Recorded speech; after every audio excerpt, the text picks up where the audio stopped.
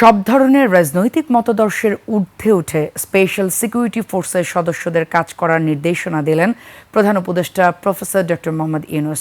বাহিনীটির ৩৯তম প্রতিষ্ঠা বার্ষিকীর অনুষ্ঠানে পেশাগত দক্ষতা অর্জনের পাশাপাশি চারিত্রিক দৃঢ়তা, উন্নত শৃঙ্খলা, সততা, দায়িত্বশীলতা এবং মানবিক গুণাবলীর বিষয়গুলো গুরুত্বের সঙ্গে বিবেচনা করার কথা বলেন প্রধান উপদেষ্টা।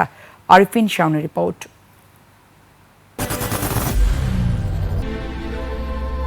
I am Ox.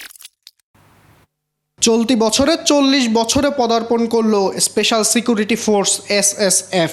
রাষ্ট্র ঘোষিত গুরুত্বপূর্ণ ব্যক্তিদের নিরাপত্তায় প্রতিষ্ঠা লগ্ন থেকে বাহিনীটির সদস্যরা পেশাদারিত্বের সর্বোচ্চ প্রমাণ দিয়ে আসছে। বুধবার বাহিনীটির ৩৯তম প্রতিষ্ঠা বার্ষিকীর অনুষ্ঠানে যোগ দেন প্রধান উপদেষ্টা। তিনি বলেন, SSF অন্যান্য বাহিনীর তুলনায় ক্ষুদ্র হলেও তার কাজের গুরুত্ব ও সংবেদনশীলতা অনেক বেশি। বাহিনীটির সদস্যদের পেশাদারিত্ব ও আন্তরিকতা নিয়েও সন্তোষ প্রকাশ করেন। পেশাগত দক্ষতা অর্জনের পাশাপাশি চারিত্রিক দৃঢ়তা, উন্নত শৃঙ্খলা, সততা, দায়িত্বশীলতা এবং মানবিক গুণাবলীর বিষয়সমূহ গুরুত্বের সাথে বিবেচনা করতে হবে এবং সকল ধরনের রাজনৈতিক মতাদর্শের ঊর্ধ্বে থেকে পেশাদারিত্বের সাথে কাজ করে যেতে হবে। রাষ্ট্রীয় গুরুত্বপূর্ণ ব্যক্তিদের চলাচলের সময় ভোগান্তি না করে জনসংযোগ ও নিরাপত্তার মেলবন্ধনের মাধ্যমে SSF সদস্যদের দায়িত্ব পালনের নির্দেশনা দেন প্রফেসর ডক্টর মোহাম্মদ ইউনূস।